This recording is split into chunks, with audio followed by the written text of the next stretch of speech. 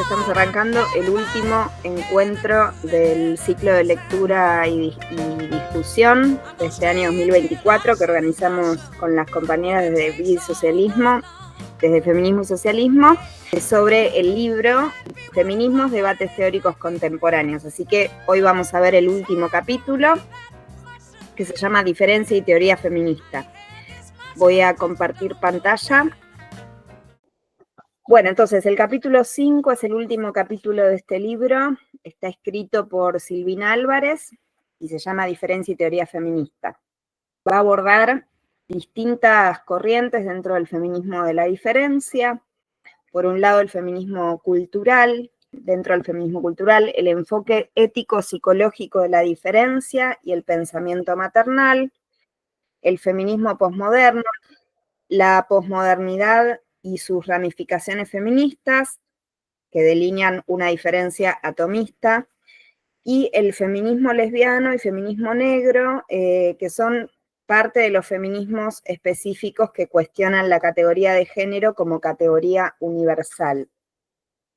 Bueno, acá hace un raconto un poco en el comienzo del capítulo a través de la introducción de lo que estuvimos viendo como raconto histórico del movimiento feminista. Entonces vuelve a retomar los inicios del movimiento feminista en las primeras reivindicaciones que se organizaron de una manera sistemática en torno a las ideas de la Ilustración. Y bueno, y va a introducir, va a ser una breve síntesis de estos distintos feminismos de la diferencia que va a ir desarrollando en el capítulo. Dice que dentro del feminismo con el que vamos a comenzar, que es este que se basa en la psicología femenina, el pensamiento maternal y la disposición para el cuidado, las principales referentes son Nancy Chodorow, Carol Gilligan, Adrienne Rich, Dorothy Dinerstein, Sarah Rubik, y bueno, van a hablar de la ética del cuidado. Después, brevemente menciona que el feminismo posmoderno no va a aceptar la definición de mujer como sujeto único, que va a plantear la deconstrucción de las nociones generalizadoras de la universalidad, y que por lo tanto rechaza la diferencia de las mujeres como grupo para adscribirse a una idea de diferencia atomista. Y finalmente, el tercer grupo que va a desarrollar, dentro del que están el feminismo lesbiano y el negro, plantea que señalan la diferencia dentro de la diferencia, que las mujeres no son un grupo homogéneo, que existe entre ellas una diversidad que es relevante y que marca diferencias sustantivas tanto en la teoría como en la práctica. En el primer feminismo dentro de los feminismos de la diferencia, que va a desarrollar con Nancy Chodorow como una de sus principales referentes, habla de la reformulación de la psicología femenina. Chodorow va a hacer toda una crítica en relación al concepto de complejo de Edipo en Freud, va a reformular este complejo. Dice, contrariamente a lo que afirma Freud respecto a la relación entre madre e hija, Chodorow sostiene que el vínculo que une a la hija con su madre evoluciona de manera completamente distinta de cómo lo hace el vínculo entre el hijo y la madre. La hija no atraviesa por la necesidad de romper lazos que la unen a su madre. Por el contrario, su madre es el espejo permanente en el que la hija ve reflejadas sus propias condiciones de vida. Dicho espejo está presente desde el nacimiento y reproduce las características de identidad de la hija.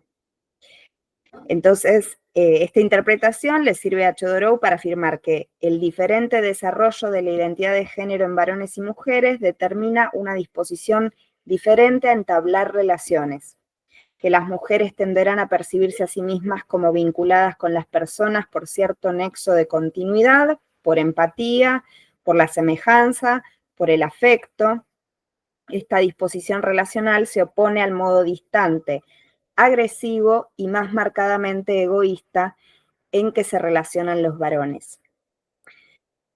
Bueno, y lo que dice acá, el complejo entramado social que determina el rol que las personas ocupan según su género se ve reforzado por los mecanismos psicológicos que intervienen en la asunción de dicho rol, y el papel de la madre como reproductora y educadora refuerza y asegura la continuidad de la estructura patriarcal. Después, Carol Gilligan sigue en la línea de Chodorow.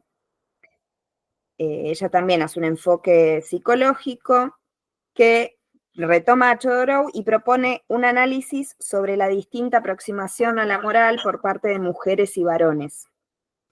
Entonces, bueno, ella hace una serie de entrevistas que vale decir que después las autoras aclaran que esta metodología de las entrevistas fue cuestionada, que suscitó una polémica y que se dijo que el método y el modo en el que se procesaron los datos no se puede considerar una fuente adecuada para evaluar las conclusiones de la autora. Pero ella va a analizar dos modos distintos del desarrollo de la moral. Entonces dice que tenemos por un lado el modo que se desarrolla en las mujeres, que contiene una fuerte responsabilidad frente a los demás y una noción no egoísta de las relaciones personales, interpersonales. Y que ese es el modelo que se refleja en las mujeres. Por otro lado, dice que el modelo masculino está fundado en la noción de derechos respecto de una hipotética justicia imparcial, distributiva, equitativa. Y que la ética masculina está basada en la agresividad, la competitividad y el egoísmo. Por el contrario, ella dice que la ética femenina es una ética del cuidado, de los afectos, de la sensibilidad y el altruismo. Va a decir que para las mujeres el problema moral surge de responsabilidades en conflicto y no de derechos competitivos, y para su resolución pide un modo de pensar que sea contextual y narrativo en lugar de formal y abstracto.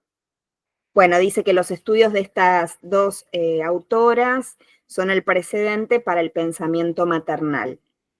Entonces pasamos al pensamiento maternal, que se ocupa de la maternidad como práctica social generadora de una ética específica.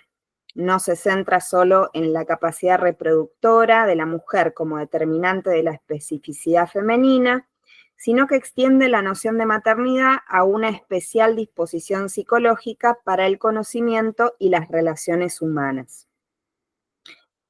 Entonces, bueno, va a estar Sara Rudick, que es una de las representantes más relevantes de esta corriente, y analiza la maternidad a partir de los comportamientos que se desarrollan en torno a la crianza de las hijas y de los hijos. Cuando ella plantea que la maternidad es una práctica generadora de esta ética específica, dice que está caracterizada por tres demandas que le hacen los hijos a las madres: la demanda de preservación, la demanda de crecimiento y la demanda de aceptación social. Y entonces esto implica un trabajo constante para la madre, el pensamiento estratégico que busca las mejores soluciones para los problemas que genera la crianza y el cuidado de las hijas y de los hijos. Explica que la maternidad es una empresa, digamos, una tarea de complejidad y que entonces delinea una ética sobre ella. Lo que va a decir es que esta disposición hacia el cuidado y la satisfacción de las demandas de los hijos van a dotar a las madres de un sesgo no violento. Y ella vislumbra que en la ética de la maternidad hay una vía hacia la paz, hacia una política menos agresiva. Lo que aclaran las autoras del libro es que a pesar de lo que desarrollaron hasta acá, estas consideraciones no implicarían que las autoras propongan una especie de determinismo biológico por el cual las mujeres deban siempre y en cualquier caso ser objeto de una cierta estructura psicológica o se vean siempre predispuestas a desarrollar las tareas de maternidad. En el sentido, Chodorow dice que, si bien ella describe algo que responde a la realidad que se prolongó en distintas sociedades, la transformación de los roles tradicionales en lo que se refiere a las tareas de crianza y el hecho de que los padres varones participen de manera activa en dicha tarea determinarán también un cambio en la construcción de las identidades de género. Y en esta misma línea, Rubik aclara que si bien ella se refiere a la maternidad y a lo que hacen las madres, las consideraciones que realiza son igualmente aplicables a los varones que asumen las responsabilidades, placeres y tareas de cuidar a sus hijos e hijas. Bien, después lo que van a decir, bueno, vuelven a reforzar esto del no esencialismo biologicista. Dicen que desde Gilligan, la disposición para el cuidado, para la responsabilidad y la solidaridad no sería parte de una naturaleza esencialmente femenina, sino una consecuencia de las actitudes morales que las mujeres generaron a partir de su contexto de relaciones. El hecho de que la mayoría de las mujeres haya ocupado esta misma posición habría determinado que ellas hayan tenido un aprendizaje moral semejante, una misma forma de relacionarse con las demás personas y una misma visión sobre el modo de resolver situaciones de conflicto. Es decir que, dicen las autoras, que Gilligan tiene una perspectiva subjetivista colectivista.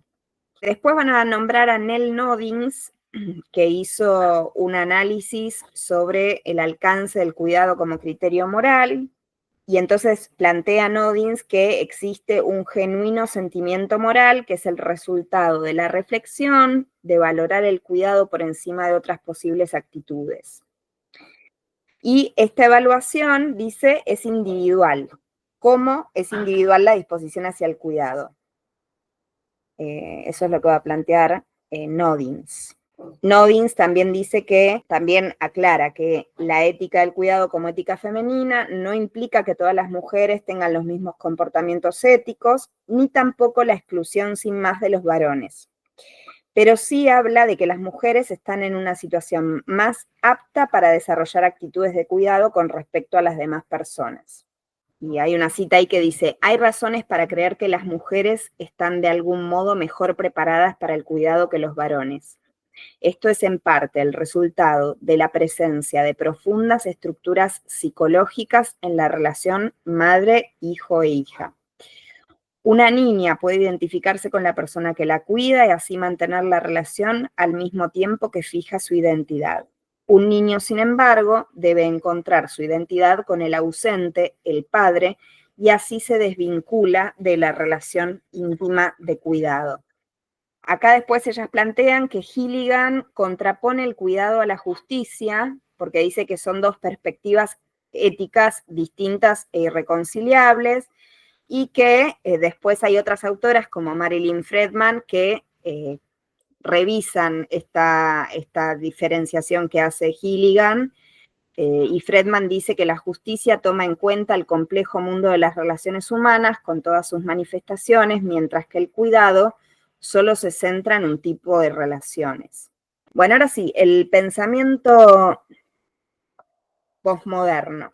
Bueno, primero hacen una breve descripción de conceptos fundamentales de la posmodernidad en general. Entonces, dicen que la posmodernidad como propuesta filosófica se puede resumir en la oposición a la modernidad, entendida fundamentalmente como pensamiento racionalista ilustrado. La posmodernidad viene a cuestionar el valor de un paradigma de conocimiento que valida sus resultados conforme a un método formal basado en ciertas normas lógicas de razonamiento y que pretende que el valor de verdad de dichos resultados está en función de su capacidad de universalización. Es decir, que la posmodernidad cuestiona todo proyecto que utilice un método formal racional y que tenga la pretensión de conceder valor universal a los resultados obtenidos con este método. Y consideran que esta es una filosofía totalitaria. Bien. Después, proponen una forma, desde la posmodernidad, proponen una forma de conocimiento no ligada a un método, no comprometida con pautas ni reglas pretendidamente universales. Proponen una liberalización del conocimiento. Entonces acá dicen que Nancy Fraser y Linda Nicholson toman a Jean-Francois Lyotard, o como se pronuncie, que es un típico autor posmoderno, para exponer los principales postulados de esta corriente. Y después también van a nombrar a Derrida. Entonces dicen que Derrida, fijándose principalmente en el análisis del lenguaje, el deconstruccionismo sostiene la ausencia de significados unívocos, la ausencia de conexión entre los enunciados del lenguaje que propone un sujeto y la realidad a la que solo supuestamente responden dichos enunciados. Y bueno, dice que en la misma línea se encuentra el postestructuralismo, que es una vertiente de la posmodernidad. Entonces, bueno, acá dicen, la tarea de deconstrucción llegaría así a negar la validez de los postulados científicos, ya que ninguna construcción lingüística podría dar cuenta de la realidad. Las autoras del libro dicen, la posmodernidad se identifica con el rechazo del universalismo racionalista, se identifica también con el antiesencialismo, refuta la noción de sujeto como categoría universal y reivindica la idea de construcción. Después pasamos entonces a el feminismo que surge producto de tomar estos aportes de los autores posmodernos. Lo que dicen es que las feministas que incorporaron el discurso de la posmodernidad proponen una concepción de la persona no vinculada a unas características o propiedades universales, sino más ligada a un contexto, una cultura o una situación social concreta.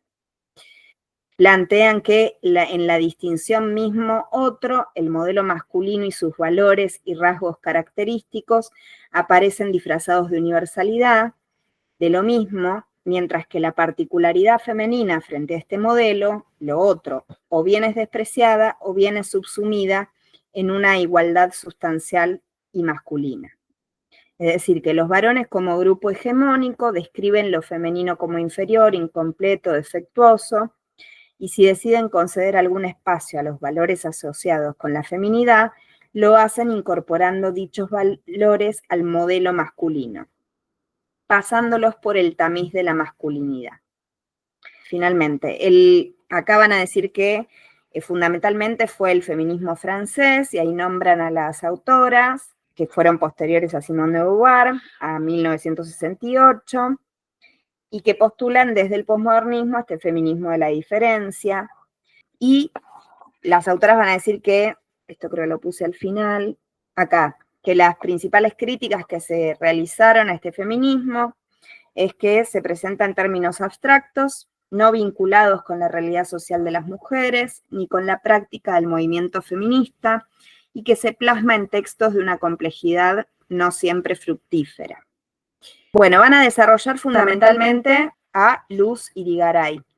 Entonces, Luz Irigaray se va a ubicar fundamentalmente planteando que el lenguaje y el universo simbólico que él representa ocupan un lugar preponderante, que el cuerpo femenino está sustancialmente definido por los fluidos que posibilitan los ciclos vitales de la mujer, y esta circunstancia corporal coincide con una predisposición femenina que permitiría definir su psicología como un fluido, un ser en permanente cambio, poseedor de una multiplicidad de facetas que se suceden. Esta realidad femenina de la mutación, la inestabilidad e incluso la contradicción no puede ser comprendida, según Irigaray, desde los parámetros de la razón masculina. Entonces, la idea de indefinición y cambio en la mujer que propone Irigaray parece cobrar sentido desde la perspectiva de las posibilidades reproductoras de la mujer. Va a decir, la mujer no se puede relacionar con ningún ser, sujeto o ente que pueda describirse de manera simple. Tampoco se puede hacer tal cosa respecto de todo el grupo, así denominado, de mujeres. Una mujer más una mujer más una mujer nunca darán por resultado un ente genérico, la mujer. Una mujer da cuenta de aquello que no puede ser definido, enumerado, formulado o formalizado. Mujer es un sustantivo común para el cual no se puede definir una identidad. Entonces, bueno, ella reafirma estos postulados posmodernos que niegan la posibilidad de hablar de un sujeto con características definidas, lo traslada al caso de las mujeres, sosteniendo que no hay en las mujeres, digamos, rasgos comunes relevantes o definitorios. Y según Irigaray, la diferencia de la mujer respecto del varón se multiplica en la diferencia absoluta entre el conjunto de las mujeres. Y dice que esta realidad de las mujeres no solo es incomprensible para los varones, sino que lo es para las propias mujeres, constreñidas a adoptar la perspectiva masculina dominante. Por lo tanto, para superar el estadio de dominación y comprenderse a sí mismas en su diferencia radical, para comprender la peculiaridad de su cuerpo, sus símbolos, su lenguaje y sus necesidades, las mujeres necesitan vivir su sexualidad en singular, vivir su homosexualidad. Las mujeres necesitarían separarse de los varones para reencontrar sus rasgos distintivos y liberarse de la identidad impuesta. Acá va a ser como una relectura del estadio del espejo que propone Lacan, hablando del speculum. Bueno, dice el speculum, espejo e instrumento ginecológico destinado a reconocer las cavidades femeninas, se convierte en metáfora de esa penetración que objetualiza a la mujer y de la necesidad básica del saber occidental, la de presuponer un sujeto que sea capaz de reflejarse en su propio ser. Las especulaciones de los filósofos son reflexiones narcisistas, la teoría se halla presa en la pasión de lo mismo. Pero la mujer siempre ha estado exiliada del reino de la representación. Irigaray propone, junto con otras autoras y autores posmodernos, rechazar la estructura y el método del conocimiento masculino, rechazar incluso la naturaleza de los conceptos propios de dicho conocimiento. Pero como señala Rodríguez Magda, la propuesta de Irigaray no puede más que limitarse a unas nociones muy vagas que a través de una narración llena de recursos literarios alaba la intuición, lo sensitivo, la mística, una especial dialéctica. Este parece ser un problema común al pensamiento posmoderno, dado que la crítica radical a la que adscribe lo lleva a despreciar cualquier esbozo de organización sistemática, de conceptos generales, de método. Es decir, que no puede proponer más que el caos, la multiplicidad infinita, la diversidad desorganizada. Si fuesen consecuentes con la crítica absoluta, los autores y autoras posmodernos se quedan sin propuesta normativa. Esto dice Rodríguez Magda, que dice que Irigaray se encuentra con estas mismas contradicciones. Dice, si por el contrario, como sucede a menudo, se aventuran en alguna propuesta sustantiva, entonces entran en contradicción con las críticas que realizan, porque si afirman algo como verdad, digamos, es contradictorio con sus postulados, ¿no?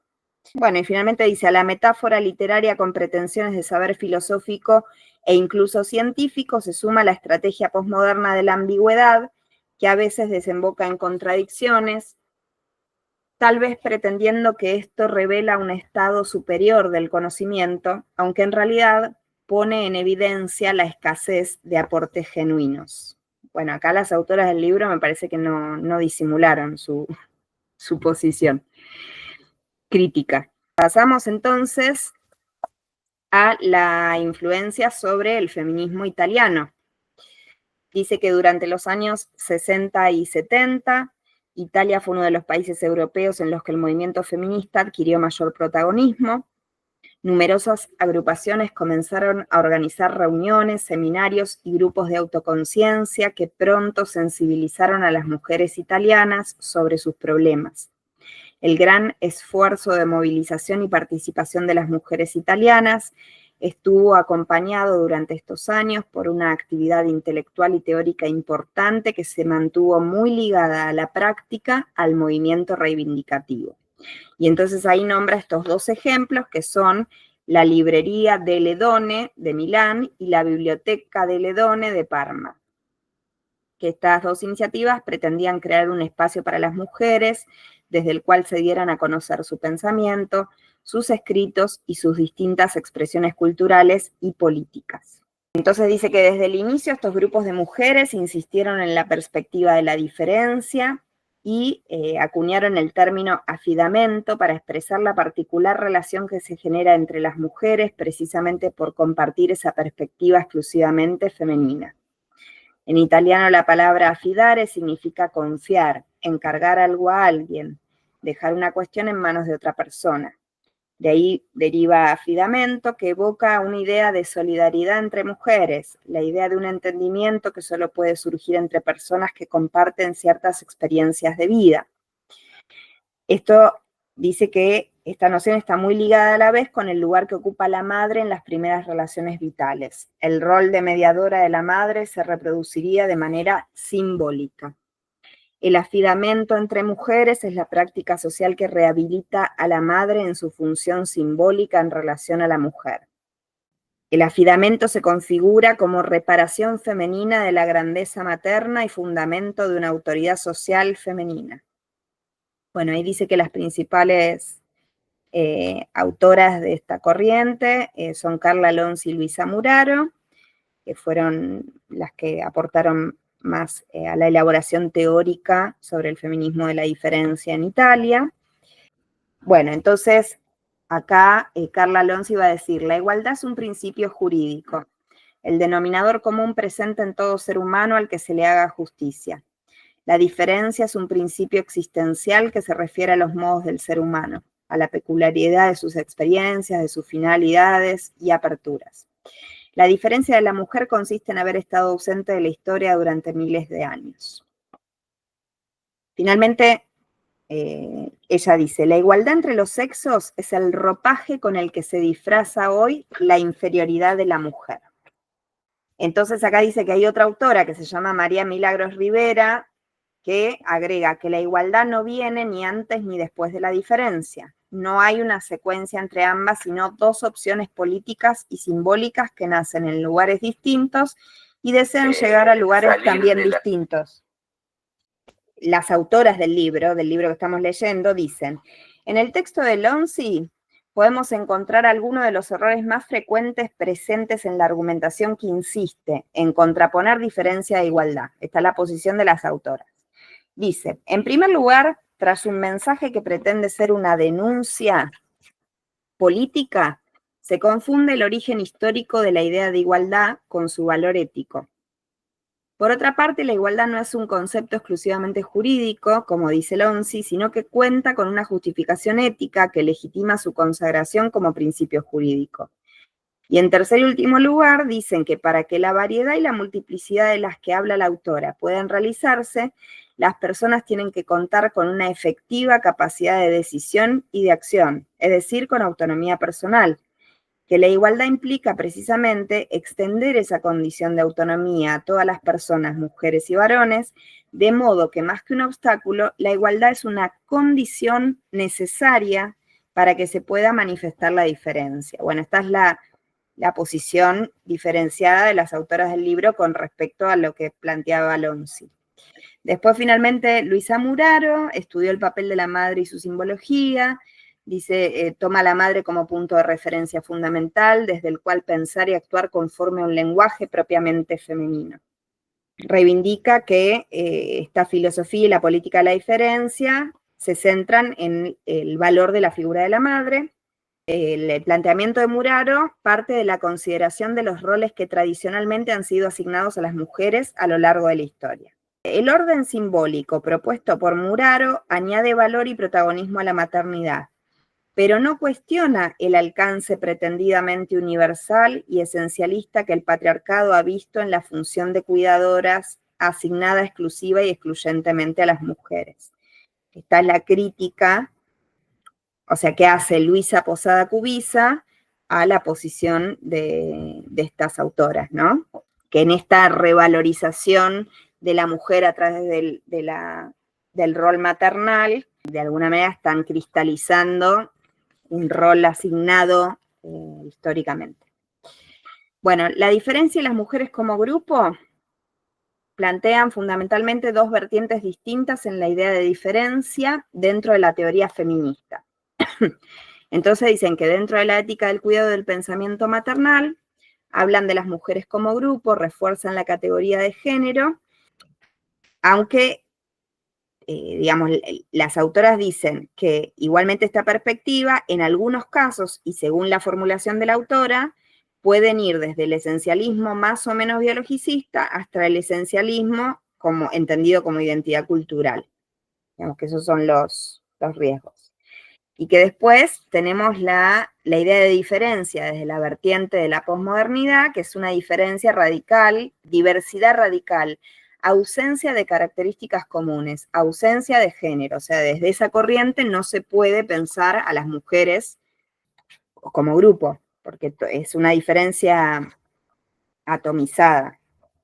Bueno, acá nombran a Butler, algunas citas de Butler, que en la crítica que ella hace al esencialismo, lo que plantea es los objetivos políticos no necesitan un sujeto político predefinido. El sexo y el género son una invención y el propio cuerpo también es una ficción, según Butler. Pasamos, bueno, después va a hablar de la cultura como valor, por acá venían las críticas al feminismo que se ubica dentro del posmodernismo, que es la falta de análisis prospectivo, la carencia de un proyecto, no se interesa por las consecuencias teóricas y prácticas de sus propuestas, ni por la trascendencia social o política de la teoría, sino que se presenta como subversión filosófica, como transgresión. Bueno, ahí pasa la cultura como valor. Dice que algunas autoras plantearon las reivindicaciones de las mujeres en el marco más amplio de reivindicaciones culturales, es decir, en el marco de la denuncia de lo que algunos autores llamaron imperialismo cultural. Esta postura dice que también se inscribe dentro de la crítica a las teorías que proponen conceptos y principios normativos de validez universal. Dado que dentro de las distintas culturas observamos relaciones sociales y de poder que marcan la desigualdad entre las personas que pertenecen a distintos grupos, clases, religiones o sexos, defender el valor de una cultura implica defender el valor de dichas relaciones de poder. Eso dice una de las autoras de este libro. En lo que respecta a las mujeres, la reivindicación indiscriminada del multiculturalismo o del relativismo cultural ha llevado a un culturalismo sexista o sexismo cultural. También la autora Maquieira, que es una de las autoras de este libro. En el caso del culturalismo sexista o sexismo cultural, las diferencias entre hombres y mujeres y su desigual posición en el orden social no se justifican apelando a un designio divino o a un texto sagrado fundacional, ni apelando a una supuesta naturaleza humana biológicamente determinada. Se trata de justificarlas apelando a unas diferencias culturales consideradas como esencias inmutables y representativas de todos los miembros de una comunidad y de su historia. A través de este discurso se invisibiliza y excluye a la pluralidad de los actores sociales que pretenden intervenir en el diseño de la vida en común y que cuestionan los usos y costumbres hegemónicos. De este modo se interpretan las iniciativas de cambio de las mujeres como una amenaza a la identidad cultural y a las tradiciones.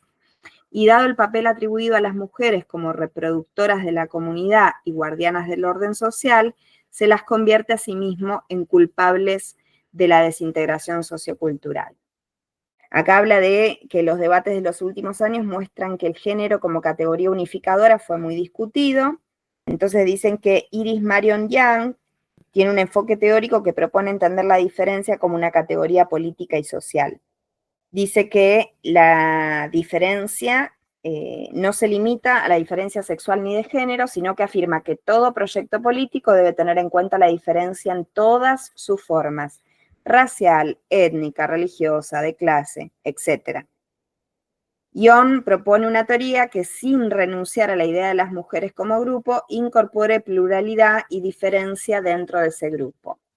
El conjunto sería una construcción social y, por tanto, no concedería características esenciales a los individuos, sino algunos rasgos derivados de una cierta estructura social. Acá las autoras hacen una crítica a Young y dicen: sin embargo, no está claro que la propuesta de Young solucione los problemas que plantea la diferencia. Sintetizando el argumento, la autora parece confirmar que hay algunas características comunes al género y otras específicas de cada persona, según la pertenencia a grupos diversos o según las circunstancias particulares y personales de cada mujer. Pero las autoras que son críticas respecto del género como categoría podrían objetar que no está claro cuáles sean esas características comunes, ni si realmente puede decirse que tales rasgos sean rasgos compartidos por todas. La perspectiva sobre la diferencia que mantiene Young no dirige sus críticas a la noción de mujer como sujeto, sino a los problemas que surgen en la tarea de identificación de las características comunes de las mujeres que están implícitas cuando se habla de ellas como grupo. Ahí pasamos a feminismo lesbiano, el feminismo de los años 60 y 70, el de la segunda ola, el del llamado feminismo de la segunda ola, puede considerarse como el inicio de un movimiento y una teoría lesbiana sistemática y organizada, aunque los orígenes de las manifestaciones o reivindicaciones de las lesbianas se ubican un poco más lejos en la historia. Desde los primeros escritos, la cuestión del lesbianismo se abordó desde dos perspectivas distintas. Por un lado, ser lesbianas como una forma de hacer frente a la opresión ejercida por los varones sobre las mujeres, ser lesbianas como una actitud política. El llamado lesbianismo político fue un signo de oposición a las pautas masculinas, un repliegue en la feminidad desde el cual hacer frente al enemigo varón. Y después otra perspectiva que plantea la reivindicación de una teoría lesbiana que se centrara en la problemática específica de las mujeres con una identidad sexual típicamente lesbiana. Ahí las discrepancias surgen al intentar definir qué significa ser lesbiana por las perspectivas más o menos esencialistas. Y después habla de Whitty, que directamente, Whitty lo que va a decir es que las lesbianas no son mujeres. Va a decir que sería incorrecto decir que las lesbianas se relacionan, hacen el amor o viven con mujeres, ya que la noción de mujeres solo adquiere significado en sistemas de pensamiento heterosexuales y en sistemas económicos heterosexuales. Las lesbianas no son mujeres. Todo esto lo que expresa es el debate en relación a si se puede hablar de las mujeres o no como un grupo homogéneo. Y el feminismo lesbiano surge como un desafío a la categoría de género, como una crítica a las definiciones esencialistas que hablan de las mujeres desde la experiencia de la heterosexualidad.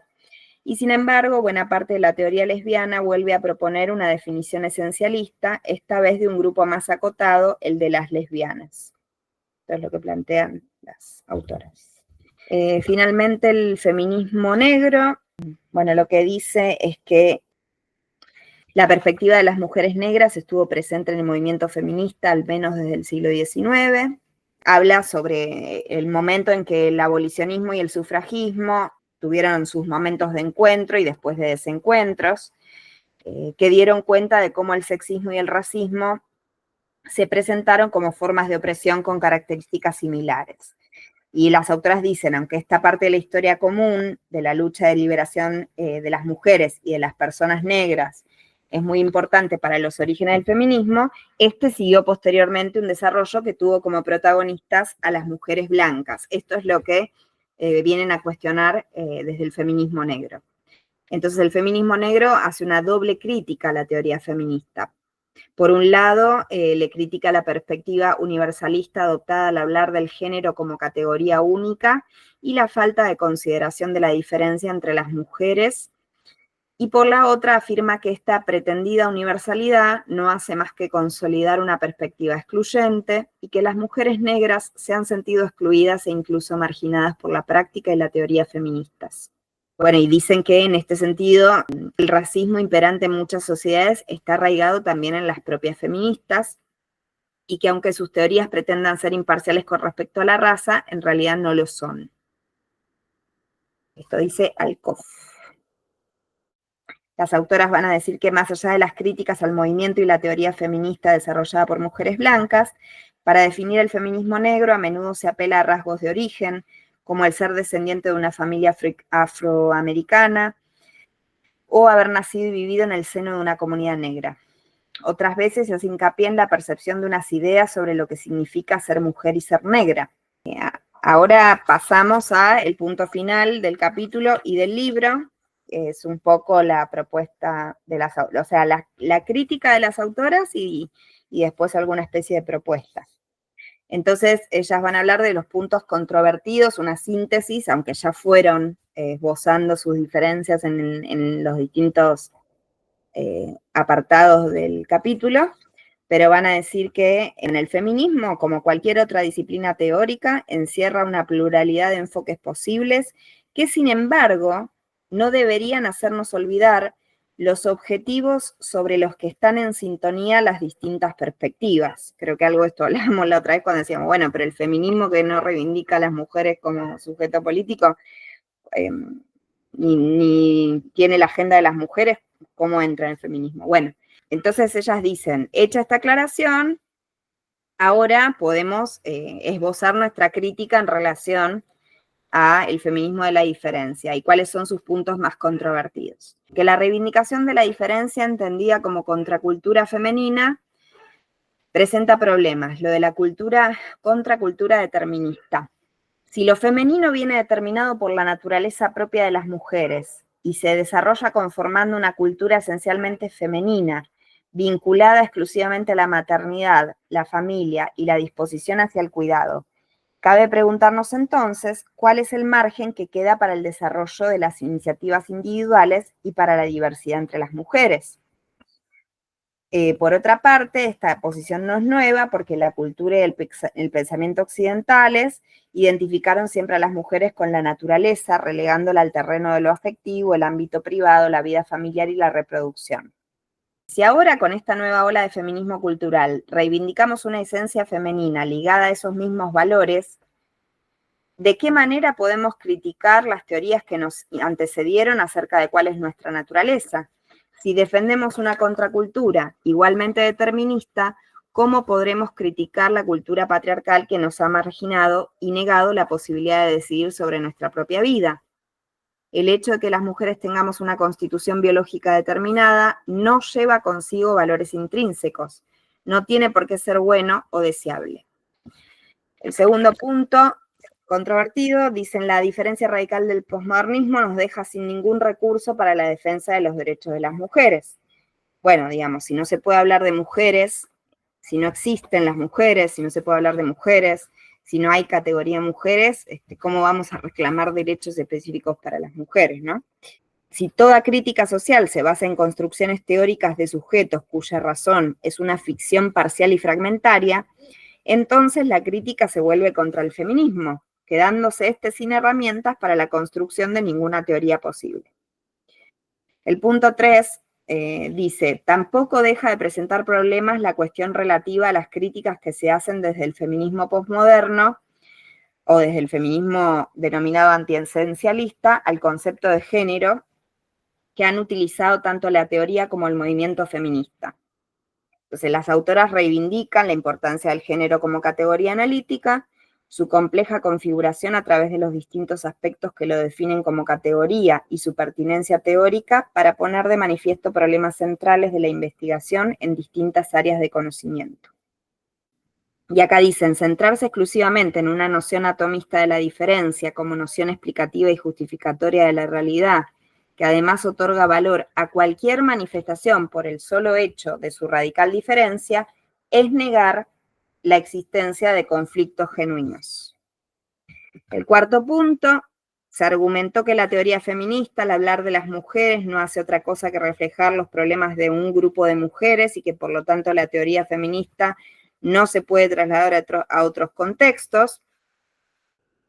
Bueno, entonces ahí el punto es, ¿se puede hablar de las mujeres como categoría universal o solo hay grupo de mujeres marcadas por la opción sexual, la raza o las distintas culturas? Y después lo que van a tomar ellas es lo que dice Amorós, es la existencia de un proyecto feminista como proyecto emancipatorio, la que promueve ciertas formas de identidad común entre las mujeres. En este sentido, la categoría de género sirve para la reivindicación y el análisis. No se trata de resaltar una supuesta identidad esencialmente femenina, sino una identidad feminista. Amorós dice que el género como condición y situación objetiva es lo que han hecho de nosotras. Y el género, en cuanto a identidad subjetiva, es lo que nosotras hacemos dentro de un margen de maniobra variable de lo que han hecho de nosotras. Bueno, dicen de la importancia de elaborar una genealogía de las relaciones entre varones y mujeres y de la opresión que sufrimos las mujeres por parte de los varones, que en el ámbito de la teoría feminista puede resultar fructífero la pluralidad que existe entre las mujeres sin caer en teorías sectarias. Analizar la diferencia no tiene por qué dar por resultado una fragmentación de la teoría feminista en parcelas inconmensurables de interpretación. Esto es más o menos lo que señalé como importante. Que era bastante porque entre que desarrolla corrientes que deben tener 800.000 libros escritos, los desarrolla en 4 páginas, tampoco que se puede sacar mucho. Bueno, abrimos al intercambio. General, podemos hablar sobre este capítulo, cosas que nos hayan quedado del ciclo, es el último encuentro y creo que en la medida que ustedes puedan, podemos extendernos unos minutos más porque arrancamos tarde.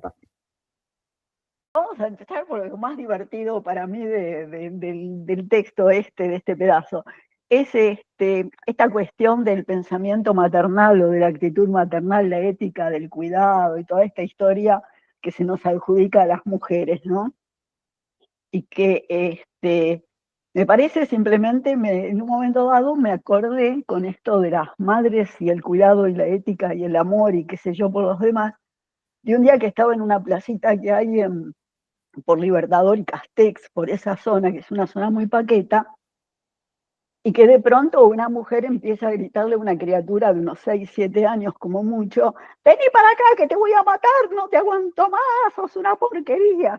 Y había evidentemente su hijo, ¿no? A lo que estaba tratando con amor y con cuidado. Y me acordé me vino esa imagen, no sé por qué, porque fue hace muchos años, esa imagen y entonces pensé, bueno, estas mujeres, la Corodo, todas Gilligan, por un lado me hice cuestionarme si eran feministas, en la línea de pensamiento de ellas, si era feminista o todo lo contrario, lo que estaban planteando. Y por otro lado, si cuando hablaban de los cuidados y la cuestión maternal, de lo que hablaban era de una idealización de la maternidad y de lo que las mujeres hacemos en situaciones de maternidad, ¿no? Que es otro problema, es decir, no, es decir, yo creo que no se puede idealizar nada, ni el feminismo, ni a las mujeres, ni a nada. Todos somos personas con nuestras posibilidades y defectos y en función de eso actuamos. Ahora, pretender congelarnos en el rol materno, tal como las mismas autoras en otro momento critican, me parece un disparate, ¿no? Absoluto. Bueno, eso, empecé, así que tienen ya para empezar ustedes. Bueno, si no van a seguir, meto avisos. Yo creo que Carla Alonso hay que leerla a full. Hago publicidad. Para mi gusto, Carla Alonso es para leerla al detalle. Es decir, vale la pena completamente. La amo. Así que la reivindico y la propongo. Y sigamos con el... ¿Algún libro en particular, Marta, de ella? No, yo el que conozco es el Escupamos sobre Hegel, que es como la Biblia, ¿no? Lo tengo siempre puesto acá, cerca mío. No sé si lo ven, acá está. Esto es me parece fantástico, porque además coincido con los planteos que sostiene. Y bueno, eso. Pero no quiero seguir hablando. Pero, ¿y qué opinas de la crítica que le hacen a Carla Alonso? Sí. No acuerdo porque creo que hay como un error de... A ver, la sensación es que me produjo es como que no entendieron el tema de lo que ella sostiene, que es que ella lo que sostiene es que la igualdad de las mujeres es aceptar la colonización, ¿no? No me acuerdo exactamente cómo lo plantea. Pero claro, ¿qué es eso? Porque cuando vos hablas de igualdad dentro del sistema social, es la igualdad dentro de los parámetros masculinos, no es la igualdad dentro de los planteos a partir de las necesidades, los deseos y las cuestiones de las mujeres. No sé si es claro. Creo que lo que Carla Lonzi discrimina es eso, es decir, la igualdad, que sería la igualdad en este sistema, que es un sistema generado por los varones, y la igualdad con los modelos masculinos, no es lo que queremos, y no es lo que queremos. Y aceptar eso sí es formar parte y aceptar ser colonializado, totalmente colonizadas. Ese es el punto. O sea que no es exactamente el planteo que ellas hacen de la cuestión de la igualdad para después llegar a la diferencia, que la igualdad jurídica sería el paso para llegar después a la posibilidad de la pelea por la diferencia, ¿no? Creo que eso más o menos. No sé si se entendió. Claro, pasa que ahí yo lo que pienso es, por ejemplo, yo quiero el socialismo, o sea, digo, como aspiración.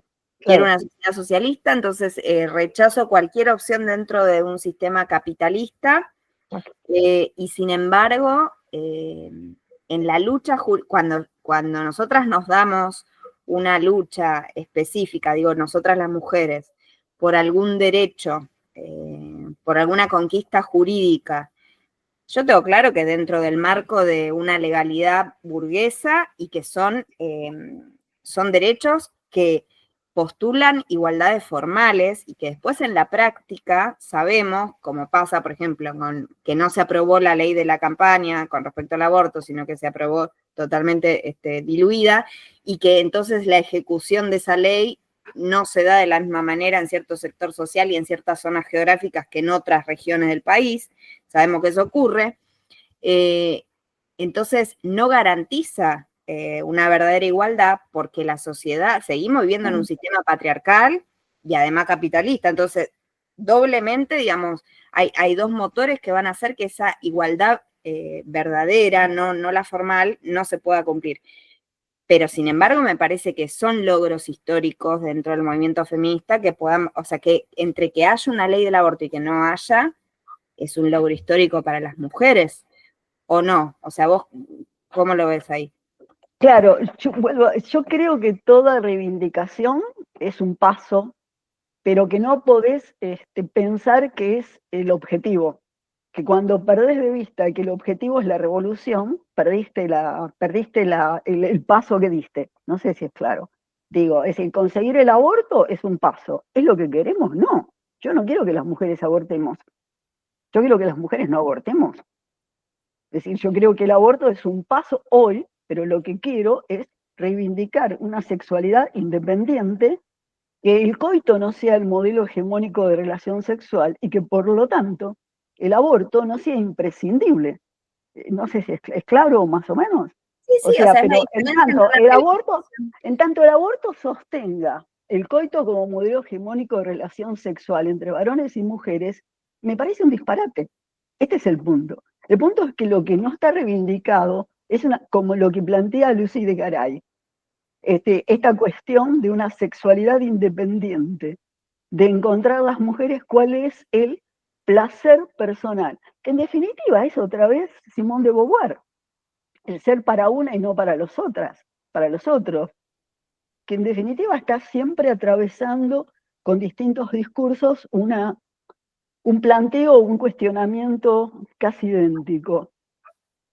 Entonces, en tanto, viste, tu sexualidad siga plantada de acuerdo al modelo y la necesidad masculina, estamos perdiendo el tiempo. Claro, pasa que ahí yo veo dos cuestiones. Por un lado, la diferencia entre, no sé, lo que se puede llamar la reivindicación mínima, un programa mínimo y un programa máximo. O sea, nosotros queremos abolir el patriarcado. O sea, nosotros queremos abolir el sistema patriarcal. Ese es el punto, pero claro. Mientras tanto, estamos viviendo en esta sociedad y la lucha de todas las mujeres históricas, feminismo de tantos años, ha logrado reducir la situación terrible de las mujeres a lo largo de la historia, no para todas por igual, no en todos los casos, pero yo creo que en ese sentido son conquistas Y la otra cosa que pensaba es que en lo que vos decís, a mí lo que me pasa es que no encuentro, o sea, como que hay un borramiento en esa lectura, me parece, de las determinaciones sociales, como si hubiera una, negación de que somos seres que nosotros antes de nacer, nacemos, nos criamos en un sistema con determinadas relaciones sociales, capitalistas y patriarcales, y eso tiene una determinación sobre nosotros. Entonces yo creo que nosotros tenemos un margen de acción colectivo como sujeto político del feminismo, y después cada una individualmente en su singularidad podrán hacer ciertas maniobras, pero hay algo que es del orden del determinismo social, que está determinado socialmente por el tipo de sociedad en el que vivimos, que es capitalista y patriarcal, que no podemos borrar o cambiar individualmente. Entonces... No, yo entiendo y acuerdo con vos, pero por algo, a ver, si hablo de reivindicaciones, las reivindicaciones habitualmente son luchas comunes, no es una lucha individual. Es decir, vos para conseguir la ley de aborto tuvimos que salir todas a la calle. Si salías vos sola o yo sola, no pasaba nada. Presentar una ley simplemente. Y es un punto, vuelvo a lo mismo, sí, es un avance. Ahora, no es lo que yo quiero, que es, volvemos a los mismos ejemplos de siempre que son los logros. Es decir, el voto tampoco, está bien, se peleó por el voto, ¿es la solución? No, es un paso, pero no nos sirve para llegar. Es decir, la intención es que no creamos, no nos quedemos creyendo que el voto fue el logro, que el aborto fue el logro, a eso me refiero. Sí, yo creo que es de la revolución feminista, de hecho, viene cuántos años, no sé ya lo que viene pasando para conseguir algo, y lo que hemos logrado es mínimo. Y claro, es mucho mejor que lo que pasaba hace 200 años, ninguna duda. Pero estamos lejos, muy lejos todavía. Y si miramos solamente las noticias de hoy de la televisión, lo que ves es espantoso cómo estamos situadas. Entonces, a eso me refiero. Me refiero que de pronto y hay cosas que vamos dejando o que no tomamos en cuenta o que no reivindicamos, porque cuando la lucha por el aborto, que yo planteé yo estaba al principio en la comisión por el aborto, después me fui porque no sentía que no podía nada con lo que se planteaba. Cuando yo planteaba esto, de que además de conseguir el aborto, lo que había que era trabajar sobre el tema de la sexualidad, me decían, pero porque vos sos lesbiana. Entonces, era un descalificativo la cuestión, no era un punto para trabajar desde allí. No sé si es claro. Entonces, esto es lo que no funciona, que cuando rompes de alguna manera el statu quo, es decir, la cosa ya internalizada, la cosa fijada de cómo deben ser las cosas, es complejo. Es complejo porque es muy difícil, más allá de, a ver cómo explico esto. Lo que yo creo es que hay como una toma de conciencia que tenemos que llega hasta el punto que no podemos, porque nos cuesta enfrentar cuestiones de nuestra subjetividad, de nuestros vínculos, que son muy difíciles de modificar, incluso para nosotras que queremos hacerlo. ¿Es más o menos claro? Es decir, en una época nosotras decíamos, el feminismo llega hasta donde nos lo permite nuestra neurosis personal, ¿no? Como para que se entienda un poco qué quiero decir. Y esto es, sí, claro, es muy costoso, no es fácil. Estamos peleando contra la internalización de la opresión, contra nuestra propia aceptación y contra nuestra propia defensa de la opresión en nosotras mismas.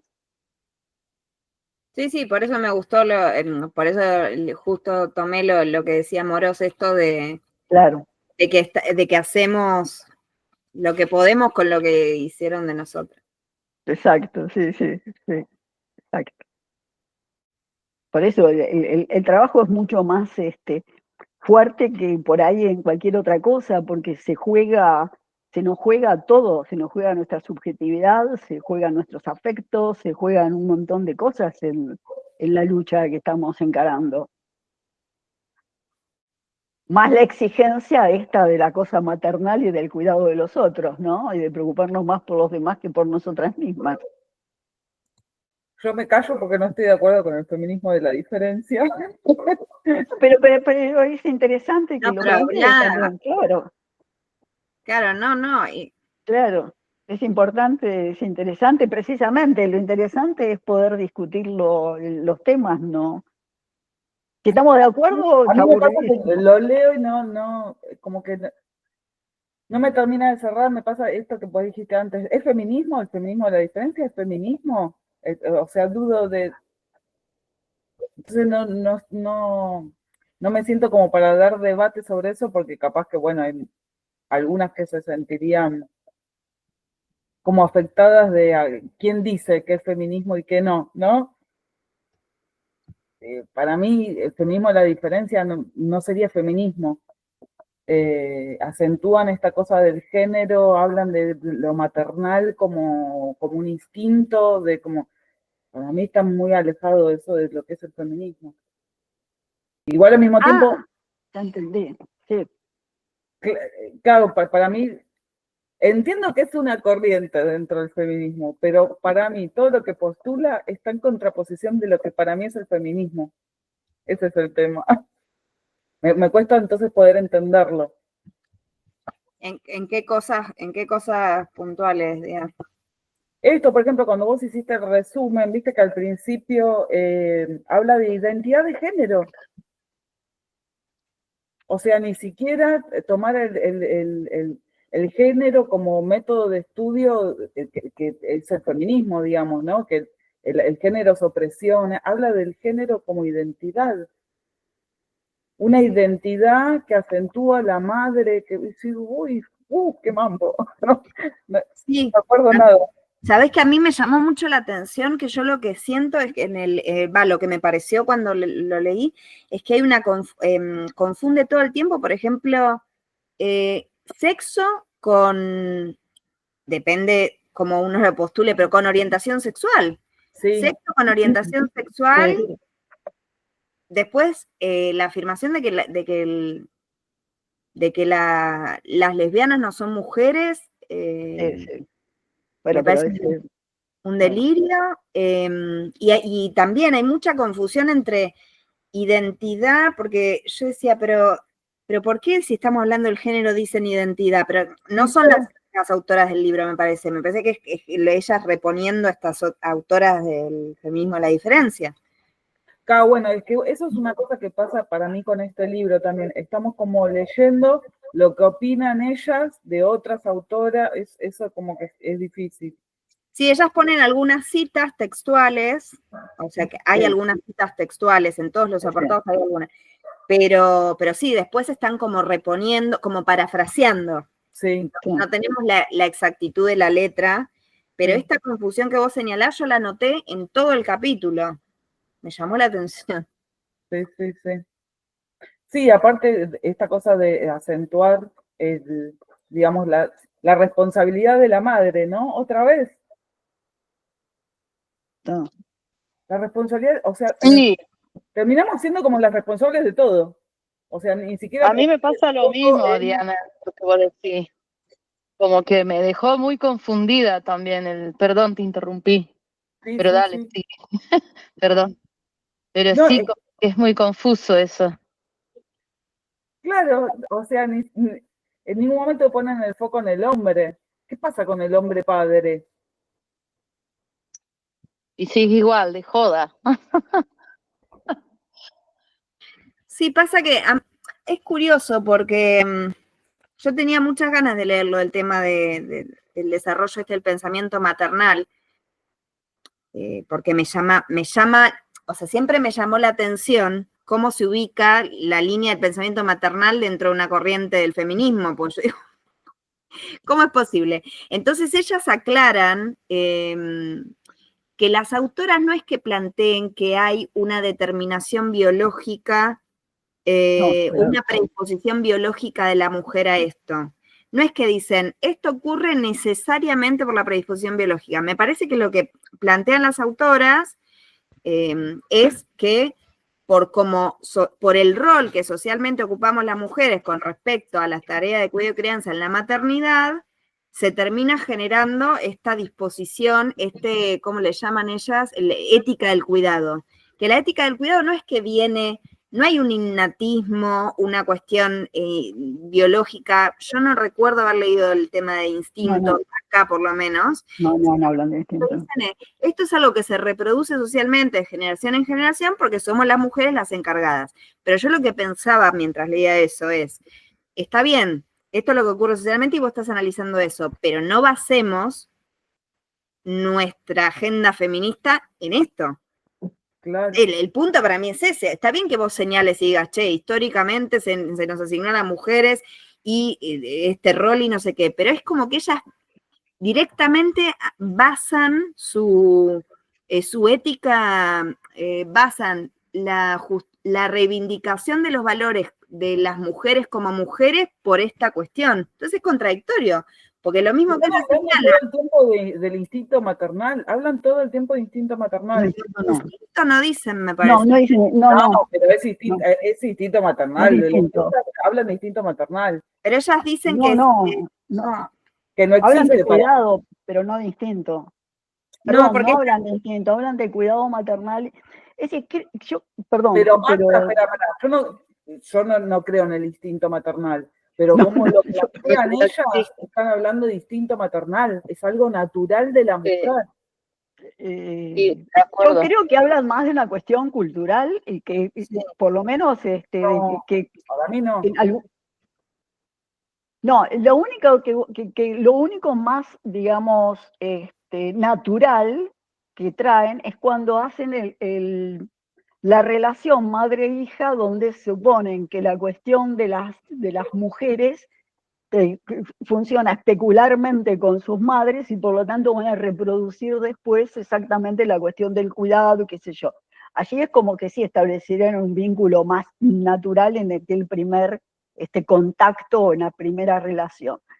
Pero creo que es el mismo punto que lleva a lo que estamos hablando de Wittig cuando dice que las lesbianas no son mujeres. Yo creo que hace referencia a lo mismo, a que están hablando de mujeres como un esquema, o como como un modelo sería, generado dentro del patriarcado de lo que los varones quieren que las mujeres sean, es decir, que se dediquen al cuidado de los niños, a tener esto, a tener determinado comportamiento fijado, que es lo que va a conformar lo que es el género femenino. Y entonces Wittig dice que eso es el modelo de las mujeres heterosexuales o dentro de la heterosexualidad formuladas para el placer o el deseo o de acuerdo a lo que creen los tipos que debemos ser. Y que por lo tanto las lesbianas, al romper con el mandato cultural desviado para las mujeres heterosexuales, las lesbianas no somos mujeres.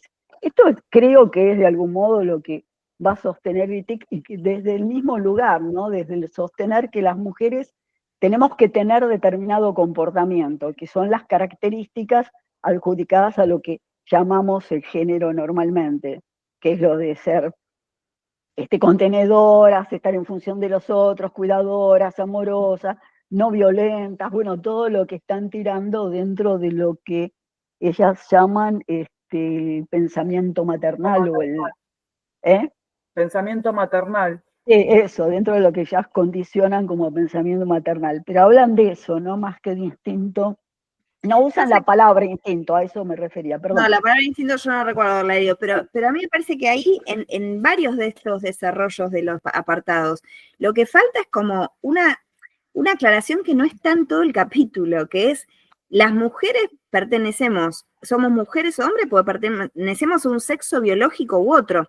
Digo, me parece que en el cuidado, en el reparo o en el temor de las autoras por ser acusadas de un determinismo biológico, porque no están separando sexo biológico de un lado, de estereotipo sexista del otro, entonces no hacen esta aclaración en ningún momento, no dicen, che, porque por ejemplo cuando Wittig habla de lo del tema de que la mujer no son mujeres, ella dice porque las mujeres en esta sociedad estamos criadas con la formación heterosexual, y ahí hay una confusión entre, por un lado, pertenencia al sexo biológico mujer por el hecho de que vos tenés este sexo, es biología, y después por otro lado, la orientación sexual, el estereotipo sexual. Nada que ver. o sea, mezclan, me parece que como en ningún momento se hace la diferenciación de, che, pero toda esta confusión se resolvería diciendo, las mujeres somos un grupo porque tenemos un mismo sexo biológico. Y después dentro de todas las mujeres que somos, algunas no serán feministas, otras serán feministas, otras serán heterosexuales, otras serán lesbianas, pero lo que nos unifica es específicamente un dato biológico. Eso no está mencionado en todo el capítulo.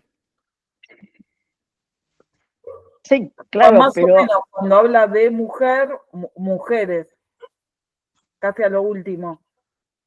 ¿Cómo? Perdón, no entendí, perdón. Claro, que casi a lo último. Perdón. No sé, te escuchó bien. No, pero Erika iba a hablar. Y yo hablé. No, te decía que yo tampoco había entendido nada más. Que al final, viste que habla de esto de mujer o mujeres. Sí, creo que en algún momento. Sí. Claro, bueno, pero eso es eso tiene que ver con esta cuestión que se planteó a lo largo de este capítulo y que tiene que ver también con lo que se produce como cambio en la época, ya llegando al posmodernismo, me parece, porque al principio en el feminismo se hablaba de mujer, y la mujer, el movimiento de la mujer, la liberación de la mujer y qué sé yo, y en un momento dado, cuando se plantea esto de la diversidad dentro de mujer, que se plantea que ya no se puede hablar de mujer, sino de mujeres, que somos más un plural que un singular. Creo que tiene que ver con esto, los cambios en el lenguaje, que tiene que ver con lo que se vino desarrollando en este capítulo, ¿no? Más claramente, porque está a lo largo del libro lo mismo, pero... Marta, ¿y vos estás de acuerdo con mujer o con mujeres? No, yo estoy de acuerdo con mujeres, a mí me da lo mismo, de todas maneras, creo que no es lo más importante. A ver, yo entiendo de pronto los desarrollos y los cuestionamientos pero yo creo que lo más básico es, más allá de si mujer o mujeres, creo que sí, obviamente, mujeres es más claro. Y aparte creo que, de todos modos, las diferencias dentro de la diferencia, que también se hablaba en este capítulo,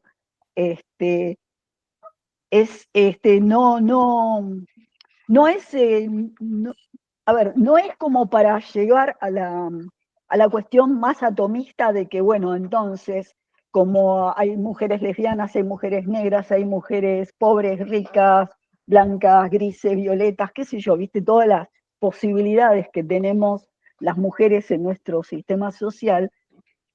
Si cada reivindicación invalida el poder ser una... ¿Cómo explico? No me salen las palabras, perdón. Si tener que ir a cada especificidad nos impide agruparnos y trabajar y tener una sujeta de la lucha, es un absurdo, a eso me refiero. Es decir, creo que el final del capítulo es encontrar ese denominador común que nos unifique y que nos permita, dentro de las diferencias... No es mujer, que hablar de mujeres, el denominador común no es mujer, en vez de hablar de mujeres. No, yo creo que es mujer, no sé, es posible, lo podemos charlar, yo no me parece lo más grave si tenemos que decir mujer o mujeres.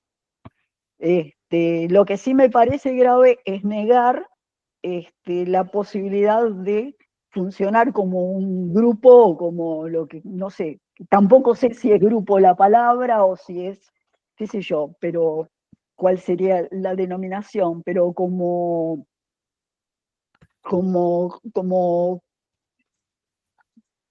personas, mujeres concretamente, porque no somos cualquier tipo de persona, como mujeres en función de la necesidad de trabajar por nuestra liberación. ¿Y claro. no somos una clase, mujer?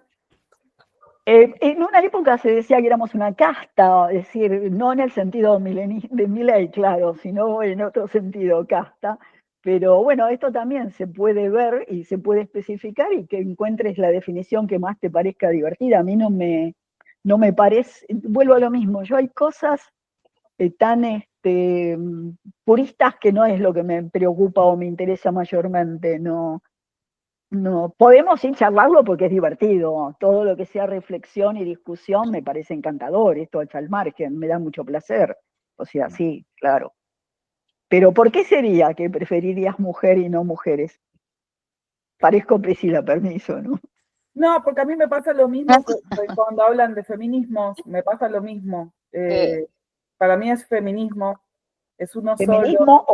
Feminismo, sí, bueno, pero ahí es otro el problema. Mujeres no somos una, mujeres somos muchas. En cambio, el feminismo es una. Para mí también, acuerdo, yo estoy con que feminismo. Claro, pero a mí me pasa lo mismo cuando hablan de feminismos, cuando hablan de mujeres. Me pasa lo mismo. Pero no será un problema narcisista eso, que querés ser única. No, mujer. No, Mujer, perdón, mujer. no pude evitarlo, discúlpame. Sí. Después tenemos dentro el sujeto político mujer, existen diferencias de raza, de clase, o sea, muchas, como mujeres haya. Claro, pero eso no son diferencias para nuestra lucha conjunta. Ese es el punto básico. Por eso, Que es lo peligroso de decir que no es que el grupo, que por ejemplo el feminismo negro o las negras feministas, como sea, sostienen que el feminismo era de mujeres blancas, o que las lesbianas creían que el feminismo no las incluía. Entonces, ahí está el problema donde esta situación de especificidad termina siendo una atomización de destrucción. Ese es el problema para mi gusto. Yo creo que es bastante análogo a lo que ocurre en la clase obrera como sujeto político histórico del lugar, y hay un nombre, qué sé yo, habrá otros, pero digo, esto, llamarle los particularismos, ¿no? También ahora, hoy en día, digamos, hace rato, pero quiero decir, está esto de fragmentar históricamente, de hace mucho tiempo, fragmentar el sujeto político conjunto de clase obrera en distintos colectivos. Y bueno, y en esa fragmentación y en ese particularismo caímos también nosotras las mujeres cuando empezaron a llamarnos como un colectivo más, que no lo somos, porque un colectivo no es más de la mitad de la humanidad o la mitad de la humanidad, digamos, por eso no es que no somos un colectivo, pero me parece que es bastante análogo a lo que ocurre, digamos, con el sujeto político obrera. También ahí estos particularismos nos fragmentan. Entonces, yo creo que ahí sí las autoras más o menos tiran un par de descripciones donde ellas dicen, bueno, poder ubicar a las mujeres como grupo, como sujeto político, no anula las diferencias, no estamos negando, no estamos diciendo que somos todas iguales para nada, pero tenemos objetivos comunes por el hecho de ser mujeres. Me parece que ahí están con esta misma posición que estamos planteando nosotras. ¿Alguna quiere agregar algo más? Creo que ahí todas más o menos fuimos planteando un poco lo mismo, que este libro, digamos, es un salpicón poco exhaustivo. Entonces, de esto, yo creo que quizá lo útil de ver libros así de este estilo, que no tienen tanto espacio para profundizar cada corriente como realmente corresponde, es quizá despertar la curiosidad para que vayamos a leer los textos originales, eso. Así que eso podemos intercambiar por el grupo, si alguna toma algún texto de una autora en particular, recomendarnos textos sobre corrientes que fuimos viendo en el libro, intercambiarlos. Creo que está bueno. Y ya sabes que te quería pedir, porque vos habías dicho de una española que desarrollaba, ahora que terminamos con el ciclo, lo voy a ver, habías dicho una española que desarrollaba esto, porque sobre eso no leí nada, el tema de las argumentaciones sobre por qué mujer o mujeres, y la habías mencionado, ¿te acordás? Debe ser Lidia Falcón. Ahí está. Falcón. Ahora me lo voy a mandar. Igual Lidia Falcón plantea a la mujer como clase, Digo, es feminista marxista, Lidia Falcón. Dale. Me lo anoto. Bueno, chicas, un gustazo compartir con ustedes. las sobrevivientes, las que hemos quedado, Las que quedamos, ¿sí? Porque se fue reduciendo esto bastante. se fue reduciendo bastante. ¿Cuál va a ser el próximo? No, el que estaría genial es el de Laura Lecogna. El de Laura está interesante Sí. para discutir. Ese se va a poner picante. Eso estaría genial. La Eso verdad que estaría sí, genial. estaría bueno. La verdad que sí. Si no nos vemos, feliz año y todas esas cosas. Claro, claro, claro. Un cariño mucho- para todas. Mucho alcohol y mucho pan dulce. Chao, compañeras, nos vemos. Chao, gente. Chao.